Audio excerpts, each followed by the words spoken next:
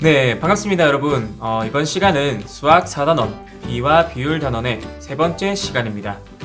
우리가 저번 시간에 배웠던 내용 기억나시나요? 저번 시간에는 비의 개념에 대해서 알아봤었고, 또 이 비를 어떻게 나타내고, 또 어떻게 읽을 수 있는지 배웠었습니다. 먼저 비를 나타내는 방법은 보시는 것과 같은 기호를 썼었죠. 그리고 3대 2라고 읽었었습니다. 3대 2라는 이 비를 다른 방법으로도 읽을 수 있었는데 이 부분이 조금 어려웠었지요. 첫 번째로는 3과 2의 비라고 읽을 수가 있었고요. 두 번째로는 3의 2에 대한 비, 마지막으로는 2에 대한 3의 비라고 읽을 수가 있었습니다. 어떤 것이 비교하는 양이고 어떤 것이 기준양이었나요? 네, 앞에 있는 것이 비교하는 양이었고 뒤에 있는 것이 기준양이었습니다. 네, 뒤에 있는 기준양은 우리가 앞에 있는 비교하는 양을 어느 정도 되는지 이렇게 가늠하기 위한 척도였을 뿐이지 사실 중요한 것은 앞에 있는 비교하는 양이었습니다. 그렇게 했을 때 앞에 읽었던 비를 읽는 세 가지 방법에서도 헷갈리지 않으려면 생략해버려도 되는 부분이 어느 부분인지를 잘 살펴보면 된다고 했었죠. 네, 이렇게 저번 시간 배운 내용 잘 숙지하고 있다면 이번 시간 배우는데 큰 무리가 없을 것 같습니다. 먼저 짧은 동영상 하나 보고 수업 시작하도록 하겠습니다. 이유를 알 수 있어요. 야영 둘째 날인 오늘은 퀴즈 대회를 합니다. 참가한 학생은 모두 200명입니다. 긴장되는걸. 드디어 퀴즈 대회가 시작되고 다행히 준이는 예선으로 치러진 10단계까지 통과하였습니다. 사회를 맡은 선생님께서 말씀하셨습니다. 예선을 통과한 학생은 150명입니다. 이번 퀴즈 대회에 참가한 학생들은 정말 대단한 학생들이네요. 끝까지 힘을 내세요. 200명이 참가했는데 예선을 통과한 학생이 150명이나 된다고? 다들 실력이 대단한데. 지금까지는 아는 문제였지만 본선은 더 어려울 텐데. 긴장하지 말고 아자. 준이는 본선에서도 아는 문제가 나와서 잘 통과하길 마음속으로 기대했습니다. 퀴즈 대회에 참가한 학생은 200명이고 그 중에서 예선을 통과한 학생은 150명입니다. 예선을 통과한 학생 수와 퀴즈 대회에 참가한 학생 수를 비교해 봅시다. 네, 참가한 학생의 수와 예선을 통과한 학생의 수를 비교를 하는 상황이 주어졌는데요. 우리가 4단원 첫 번째 수학 시간 때는 단순히 두 수를 비교를 하는 데에서 그쳤다면 이번 시간에는 두 수를 비교한 것을 정확하게 수치로 나타내보고 또 그 수치로 나타낸 것을 무엇이라고 부르는지 한번 알아보도록 하겠습니다. 네, 학습 문제 다 같이 보도록 하겠습니다. 비율을 알고 비율을 구하여 크기를 비교해 보아요. 네, 우리가 처음 보는 단어가 하나 나왔죠? 비율이라는 단어인데요. 이 비율이라는 게 무엇인지 천천히 한번 이번 시간 알아보도록 하겠습니다. 교과서는 78쪽이 되겠습니다. 네, 첫 번째 문제입니다. 연순의 모둠은 도넛 20개 중에서 10개를 팔았습니다. 판매한 도넛 수는 처음에 있던 도넛 수의 몇 배인지 알아봅시다. 일단은 20개 중에 10개가 팔렸기 때문에 몇 개가 남았는지는 쉽게 알 수가 있겠죠. 20 빼기 10을 하면 10이 나오니까요. 그런데 여기서 중요한 것은 마지막 문장에 있습니다. 판매한 도넛 수는 처음에 있던 도넛 수의 몇 배인지 알아봅시다 라고 했습니다. 선생님이 기준양과 비교하는 양 중에 주인공이 뭐라고 했었죠? 네, 비교하는 양이라고 했었습니다. 그러면 마지막 문장을 봤을 때 판매한 도넛 수에 초점을 맞춰서 질문을 하는 것인지 아니면 처음에 있던 도넛 수에 초점을 맞춰서 이야기하는 것인지 구별을 하실 수 있으시겠죠? 네, 지금 알아보고 싶은 것은 사실 이 판매한 도넛의 수입니다. 그렇기 때문에 여기서 판매한 도넛의 수는 기준양이 아니라 비교하는 양이 되겠지요. 조금 더 알아보도록 하겠습니다. 네, 처음에 있던 도넛 수와 판매한 도넛 수만큼 색칠을 해보라고 했습니다. 네, 선생님과 함께 살펴보기 전에 여러분들이 직접 표를 완성하고 또 아래에 있는 문제 2개를 풀어보시기 바랍니다.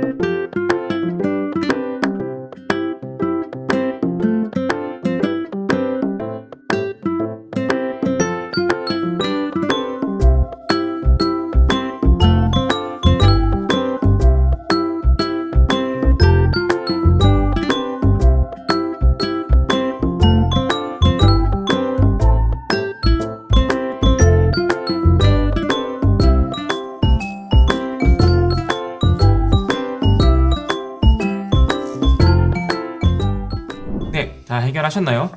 천천히 한번 살펴보도록 하겠습니다.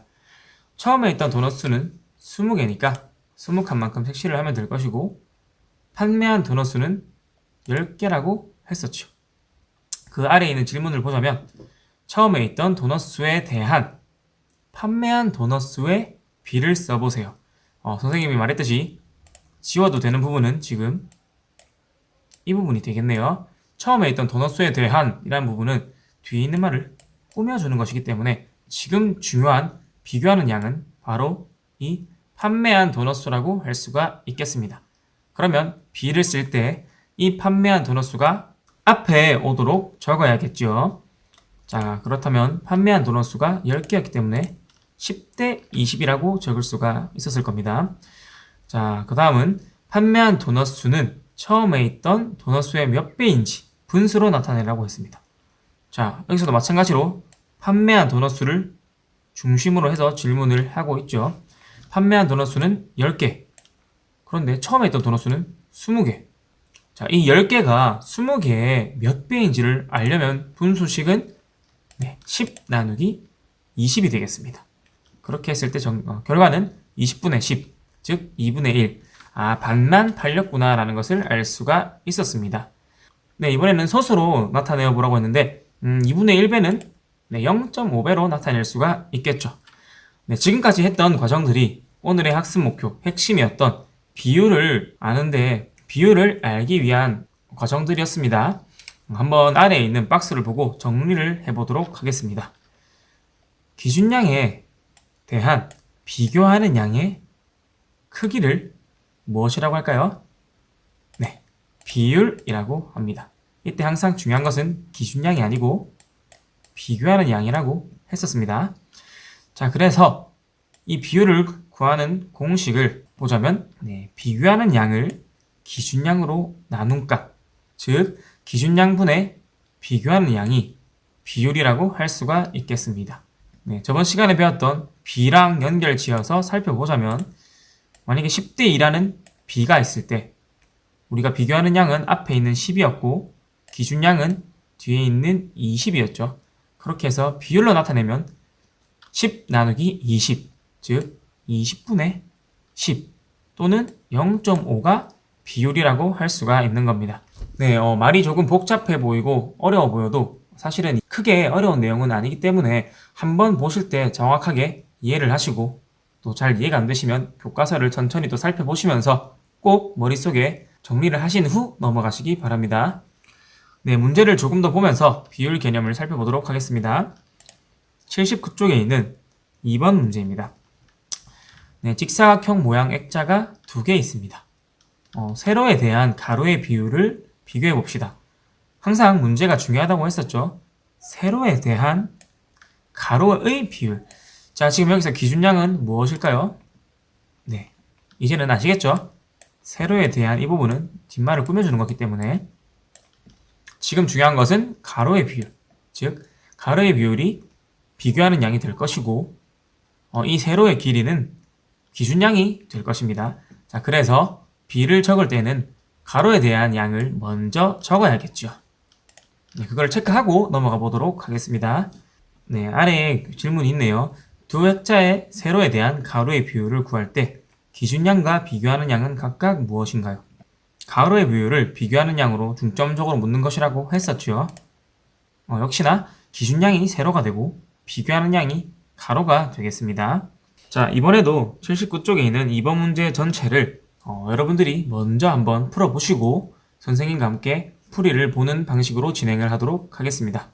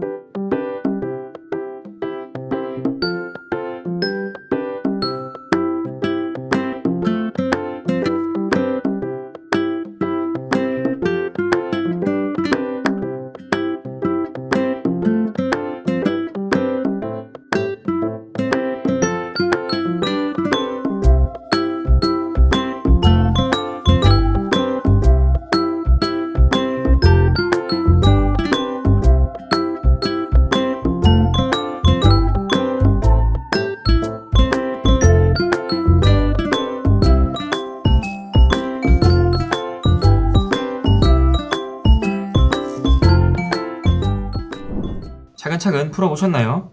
하나하나 확인을 해보도록 하겠습니다. 교과서와 문제가 정확하게 일치하진 않기 때문에 조금 헷갈리실 수 있지만 내용은 동일하니까 천천히 교과서와 비교를 하면서 살펴보시기 바랍니다. 네, 두 액자의 세로에 대한 가로의 비를 써보라고 했습니다. 세로에 대한 무엇의 비? 가로의 비라고 되어 있죠. 가로가 비교하는 양, 즉 앞에 적어야 되는 양이라는 소리입니다. 자, 그러면 가액자를 살펴보자면 가로가 25cm, 세로가 20cm이기 때문에 25대 20이 되겠고요.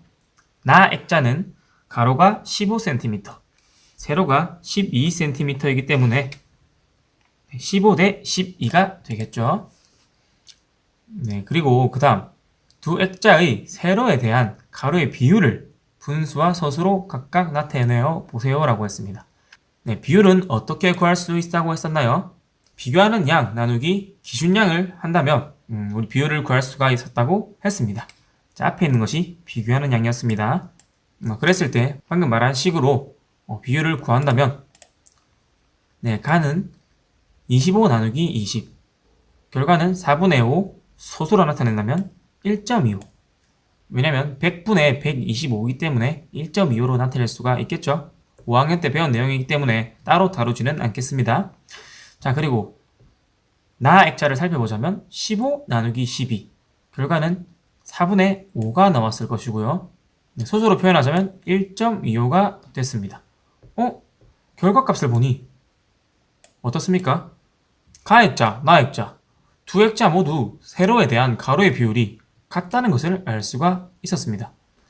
자, 그래서 말로 정리를 하자면 두 액자의 가로 세로의 길이는 다르지만 세로에 대한 가로의 비율은 같고, 마지막으로 기준량과 비교하는 양이 달라도 비율은 같을 수 있다는 것 꼭 체크하시고 넘어가시기 바랍니다. 교과서에 있는 3번 문제를 마저 풀어보도록 하겠습니다. 네, 준기네 학교에서 수학여행을 갔습니다. 네, 준기네 모두 6명은 8인실을 사용했고, 자, 6명은 8인실을 사용했고, 지혜네 모둠 3명은 6인실을 사용했습니다. 어느 모둠이 방을 더 넓다고 느꼈을지 이야기해 봅시다. 네, 6명이 8명 쓰는 게 더 나아 보이나요? 아니면 3명이 6인실을 쓰는 것이 더 나아 보이나요? 한눈에 구별을 한 친구도 있겠지만 천천히 한번 살펴보도록 하겠습니다. 네, 바로 두 번째 문장으로 넘어가겠습니다. 교과서에도 있는 문제입니다. 방의 정원에 대한 방을 사용한 사람 수의 비율을 각각 구해보라고 했습니다. 방의 정원에 대한 방을 사용한 사람 수, 즉 방을 사용한 사람 수가 비교하는 양이라는 소리겠지요. 그랬을 때 비교하는 양 나누기 방의 정원을 한다면 비율을 구할 수가 있을 겁니다. 그렇게 해서 준기네 모둠은 6 나누기 8, 지혜네 모둠은 3 나누기 6이 되겠습니다. 자, 결과를 구해보니까 준기네 모둠은 0.75, 그리고 지혜네 모둠은 0.5가 나왔네요. 자, 이때는 어느 모둠이 더 방을 넓다고 생각했을까요? 네, 이렇게 구했던 비율 0.75, 0.5는 사실 무엇을 의미하냐면, 우리가 기준량으로 잡았던 방의 정원을 1이라고 가정을 했을 때 비교하는 양, 즉 사람 수가 얼마만큼이 되는지, 방의 정원에 비했을 때 몇 배 정도가 되는지를 나타내는 것이 비율입니다. 그렇다면 비율이 0.75로 나온 것이 방이 더 넓다고 느끼는 결과일까요? 아니면 0.5로 나온 것이 방이 더 넓다고 느끼는 결과일까요? 정답은 0.5겠죠. 왜냐면 한 명이 들어가야 되는 공간에 0.5명만 배치가 되었다는 뜻이기 때문이겠죠. 자, 그렇게 해서 결국 정답은 지혜네 모둠이 방의 정원에 대한 방을 사용한 사람 수의 비율이 더 낮기 때문에 더 넓다고 느꼈을 겁니다. 네, 이번 시간 내용 잘 이해하셨나요? 사실은 계산식이 복잡하거나 한 것은 전혀 없지만 말 자체가 조금 혼란스러운 부분이 있을 것으로 예상됩니다. 그렇기 때문에 여러분들이 직접 수학 기킴책도 풀어보시고 또 교과서도 필요하다면 복습도 해가시면서 꼭 이해를 하시고 넘어가셨으면 좋겠습니다. 저는 또 다음 시간에 찾아뵙도록 하겠습니다. 좋은 하루 되세요.